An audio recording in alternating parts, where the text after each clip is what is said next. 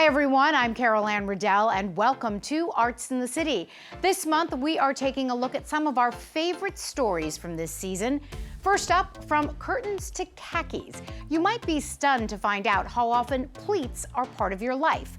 Donna Hanover went to the workshop of a master craftsman to learn about the intricate art of pleating. A couture master craftsman in the art of pleating, George Kalajian is passionate about the work his family has been doing for decades.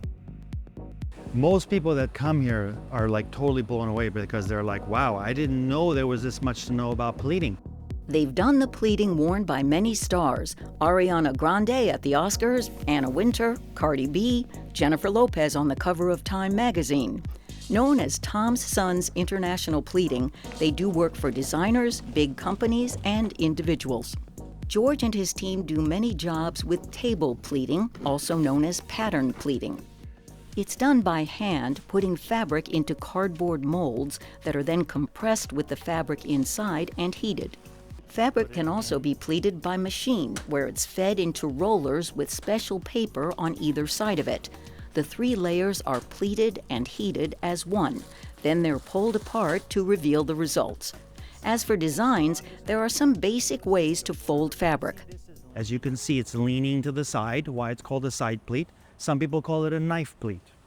The second is a box pleat. So you can see it looks like a box. An accordion pleat is standing up. Both sides are the same. Because you can expand it and contract it, that's why it's called an accordion. And a sunburst accordion panel is called a sunburst because all of the creases are emanating from a center point, emanating outwards like the rays of the sun. And this dress is inspired by the Marilyn Monroe gold dress. They even recreated the white Marilyn dress that blew up over the subway grate for a Super Bowl commercial. Sweetheart, don't look at me like that. It's gonna be amazing. Who's the genius who puts a girl in heels on a subway grate? Miss Monroe, eat a Snickers. Why? You get a little cranky when you're hungry. Better? Much better. It had 2 Marilyns in there, a cranky Marilyn and a beautiful Marilyn. And so we made the pleating and the dresses for both of those characters. They also make fantasy pleats. George demonstrated with a small mold and piece of organza, which he steamed with an iron. So we open it up, and there it is.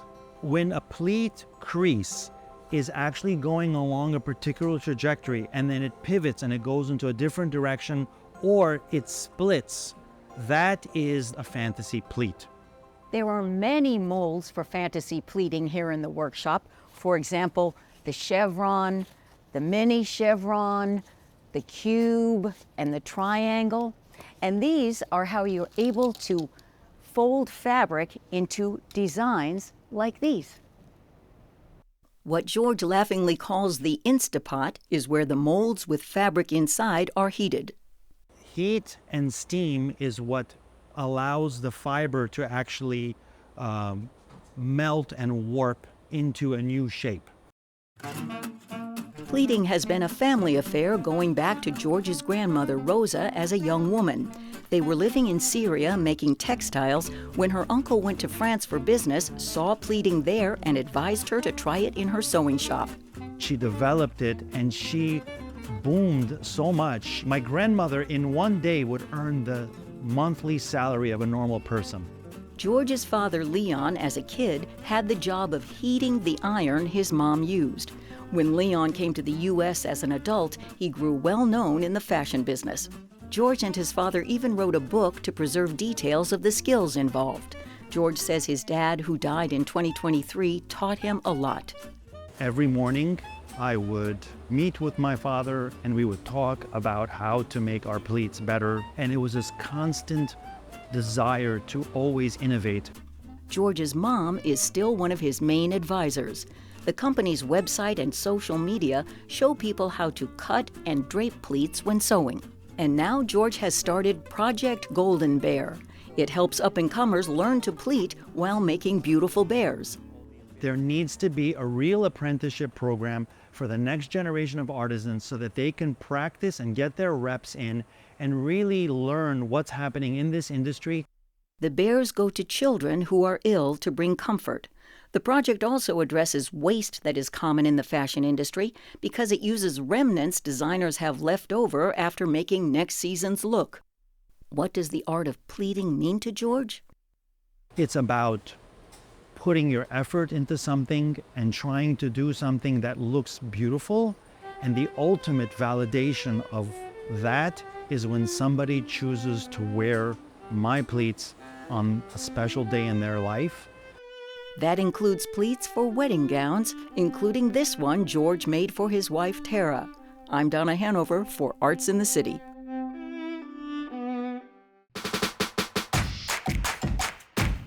For the past 33 years, the New York Songwriters Circle has featured some of the best up-and-coming artists in the country. Our Neil Rosen headed to the bitter end in the West Village to catch their showcase.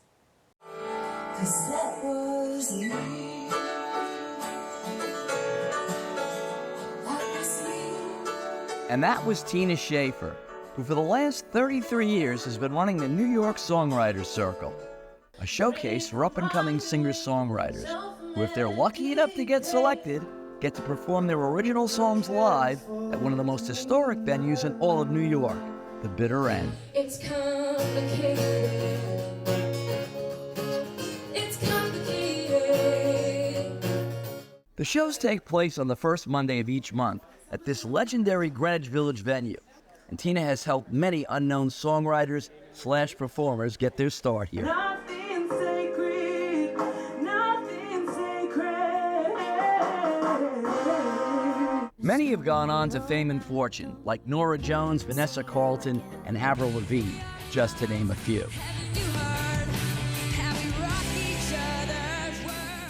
The process of somebody wanting to perform at the Songwriters Circle of New York is that we have a website, songwriterscircle.com, and they submit a few songs.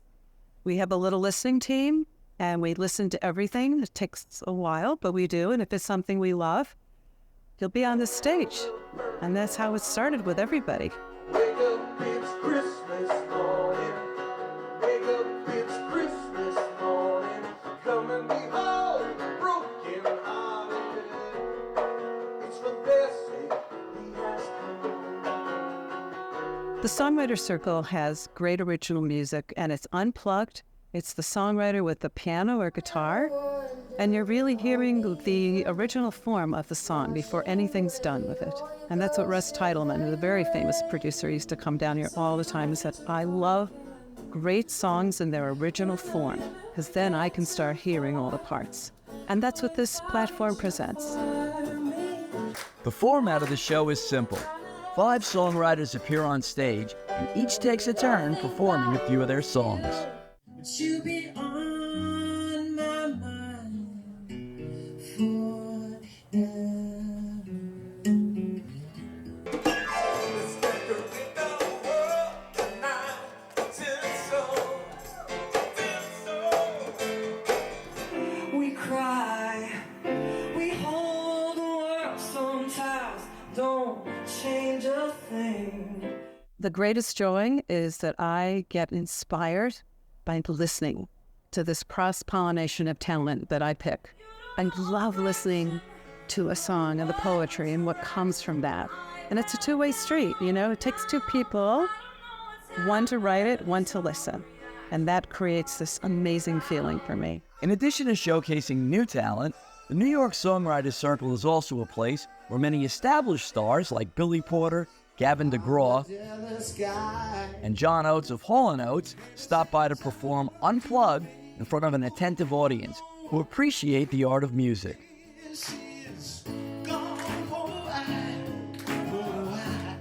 To name all the notable people who performed at the New York Songwriters Circle, or who got their start at the iconic Bitter End, would take too long, but let's just say the list is extensive.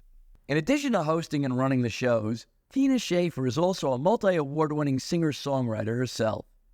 She's written hit songs for such stars as Donna Summer, Bette Midler, Celine Dion, Sheena Easton, and Phoebe Snow. Plus, her own albums have received rave reviews and are well worth listening to. Check her out on all music platforms. Better yet, you can see her live She also opens each New York Songwriters Circle show singing one of her own compositions.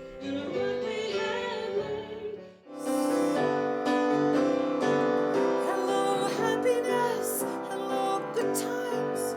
Hello, good news and good friends and good wine. If you think you've got what it takes, submit your song to songwritercircle.com and maybe you could be performing on the stage at the bitter end. Or just come down and see a show. It's the first Monday of every month right here on Bleecker Street. With a look at the New York Songwriters Circle for Arts in the City, I'm Neil Rosen. Next up, we check out a museum dedicated to man's best friend. Our Andrew Falzone takes us for a walk inside the American Kennel Club's Museum of the Dog. If you live in one of the 65.1 million American households that owns a dog, boy, do we have a museum for you. About a 3-minute walk from Grand Central Station is the American Kennel Club's Museum of the Dog, a testament to the 14,000-year-old love affair between humans and their canine companions. Christopher Bromson is CEO and executive director of the museum. Dogs and humans have been so intertwined since the beginning of human civilization, and we love to kind of use our collection and the pieces of our art to pick out different touch points of that and talk about, you know, how these incredible creatures have really affected our lives and how we've affected theirs. And at the end of the day, we celebrate that connection and that bond. The age of which is on display in this case. To the left, a 30-million-year-old fossil of Hesperocyon, a canine ancestor of the modern dog that likely looked more like a raccoon or a modern-day civet. Next to it, a paw print from Carnuntum, Roman ruins that sit in the eastern part of modern-day Austria. The museum's entire collection includes over 1,700 pieces, including a wide variety of paintings, sculptures, and historical artifacts. Guiding us through, former executive director and current curator, Alan Fossel.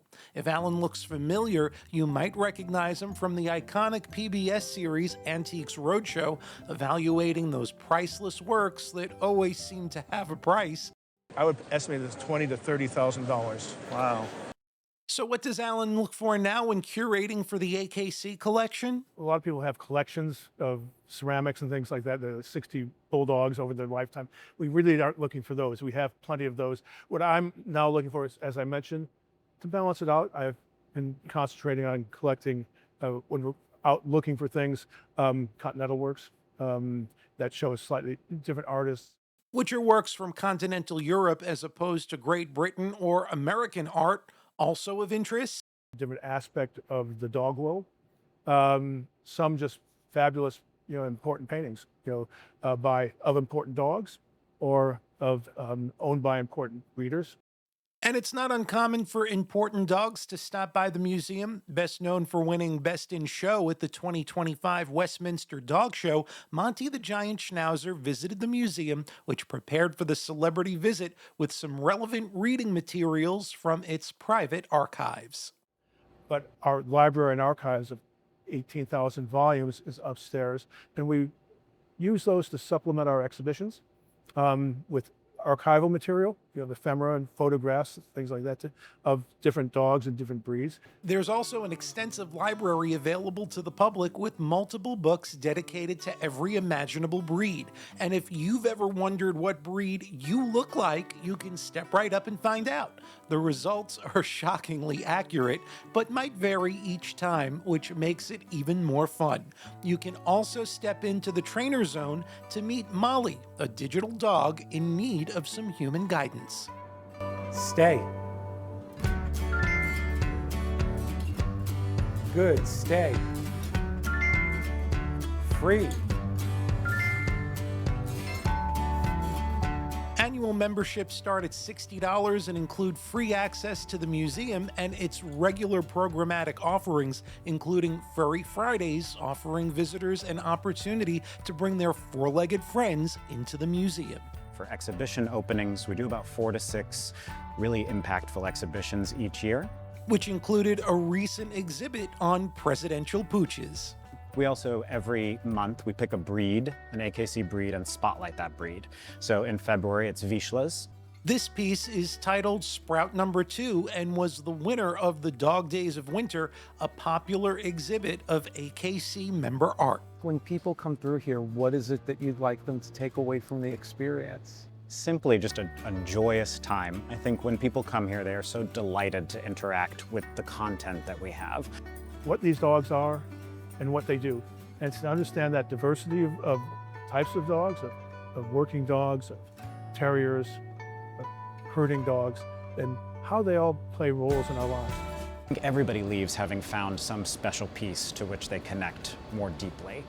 To find out about upcoming events at the museum, visit their website at museumofthedog.org and click on the Events and Education section. I'm Andrew Falzone for Arts in the City. Celebrating diversity on stage and off, we stopped by a performance by Opera Practicos at Asylum NYC in Lower Manhattan, where inclusivity and talent took the spotlight. Mezzo-soprano Haley McAvoy has performed on stages across the country. On the day we met her, she played Julia Child as part of There Will Be Cake, a dessert-inspired mono-opera concert series. As a singer with cerebral palsy, Haley explains she has learned over the years how to approach auditions. At first, when I was, breaking into the opera field, I didn't say anything about having a disability. Because as I perceived it, it did not limit my ability to sing. I can sing roles, I've done it many times on many stages, and so I just went with that. But I do have some visible signs of disability, right? My gait is a little bit different from many people's, and when I go up and down stairs, if there's not a railing, I need a hand. And so there were times in auditions that, for example, the stage would be up on a couple steps, and I would have to ask the panel who's listening to me, can I have a hand from you to get up and down the stairs? And I would feel them wonder what was wrong with me, and then I felt that I could feel them assume that I wouldn't be able to do certain things. And I thought to myself, like, okay, if people are making assumptions, the assumption is going to be that I am less able and less capable than I am. I am completely capable of singing a major role on a major stage. And I want people to know that. And I want people to know that inside of that capability, there are some modifications that I will need to make and some ways that I will need to support myself so that I feel safe on stage. So once I started to come to all that, I realized basically that I had to explain myself first before people jumped to conclusions about me. Challenging assumptions is part of the mission at Opera Practicos, a disability affirmative opera company founded in 2021 by Mariana Mott-Neuwirth, a librettist, and Greg Mumji, a musicologist with cerebral palsy. It's not an end to something. Disability is actually the beginning of a new way of performing, a new way of discovering a character. As an able-bodied person, I have learned so much from Greg in just slowing down my New York City type A mind a little bit and getting present to what do we need, how are we doing, and what do we need right now. So Greg really helps to ground me in many ways, and I push him. I think we complement each other, nicely, and we're... The goal? To make opera inclusive with performances by both able-bodied and disabled artists in accessible spaces. For Mariana and Greg, it is a partnership based in a shared passion for music, and in the case of There Will Be Cake, a shared sweet tooth. We both love live music and dessert. The first thing I noticed about going to the Met as an 8-year-old was the brownies, really. So, yeah. The first thing he loved about the Met when he went there as a kid were the brownies. Now this is exactly the same chocolate mixture. There is a reframing underway here, a sense that perceived limitations can be just the opposite. We all have limitations, even if we're not technically disabled, right? And I think for performers, there's a big pressure to say, like, oh, I can do anything, whatever you want me to do, I can do it. But I think actually it's very cool to be able to say, oh, I would like to do it in this way, or I would prefer if I didn't have to do this physical thing. because that kind of constraint, it can act as like a funnel to like send the artistic intention, right? It's not always that just being able to do everything is better. The constraint can propel the art in a very meaningful way. So this is really a wonderfully chocolatey and amazing night. Souffle like cake.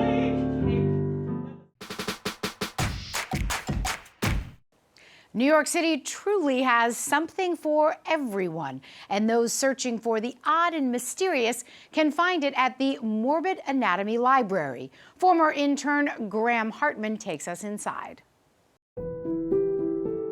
In Brooklyn's sprawling Industry City complex, there lies a liminal space dedicated to all things weird and wonderful. We are a morbid curiosity museum and library collection. They're curiosities, and the curiosities can range from medical to metaphysical, from the known to the unknowable, and the spaces in between. This is the Morbid Anatomy Library and Gift Shop. Founded and curated by artist Joanna Ebenstein, the library showcases her vast personal collection of medical and occult texts, taxidermies, oddities, sacred items, and morbid curiosities. Charlotte Plum, a lifelong enthusiast for all things morbid, is the library's caretaker. You know, it started with Joanna collecting because she was passionate about like all these weird little things that people do and make. I don't think Joanna will ever stop collecting interesting things. The way that we acquire our collection is a variety of means.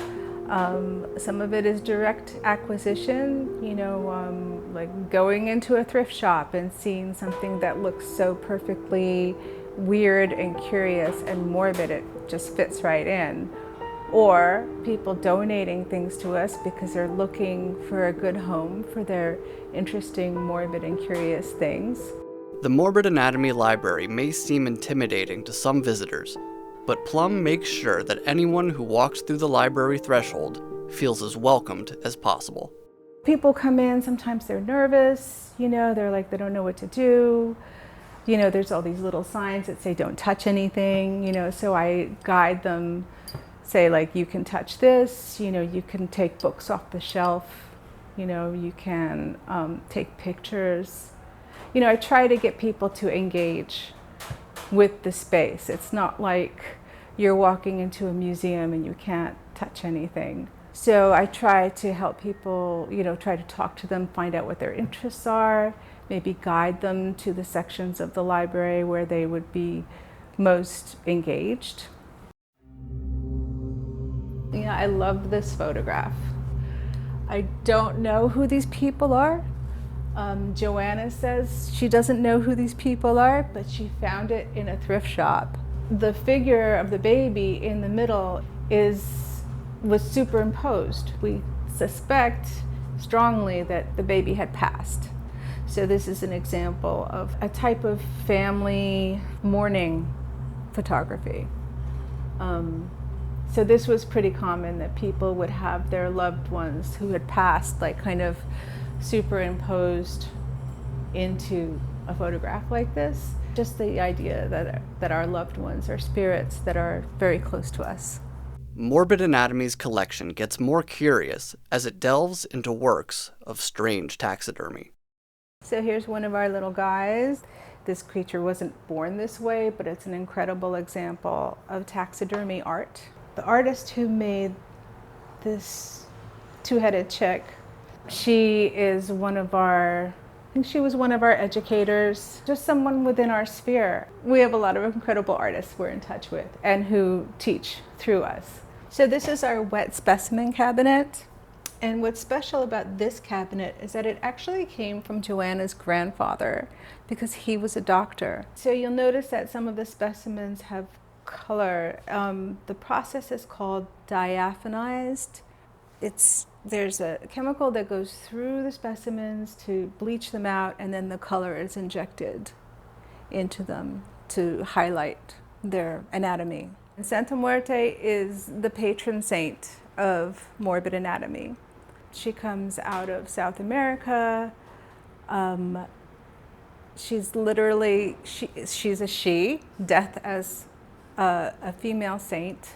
She's there to remind us that death comes for everyone, and that she's the kind and loving bringer and deliverer to the other realms.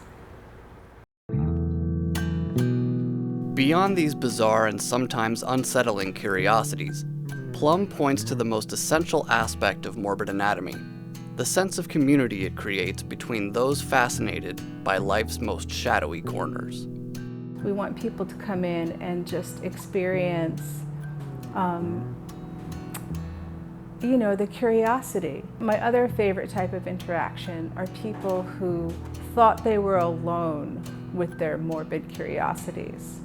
The people who walk in and they look around and they say, literally, I thought I was the only one who was interested in this kind of stuff. The Morbid Anatomy Library is open every Saturday from 12 noon to 5 p.m. The price of admission is free. For Arts in the City, I'm Graham Hartman. That is our show for today. Thanks so much for joining us. A quick reminder to check us out on our CUNY TV app and on social media. We'd love to hear from you.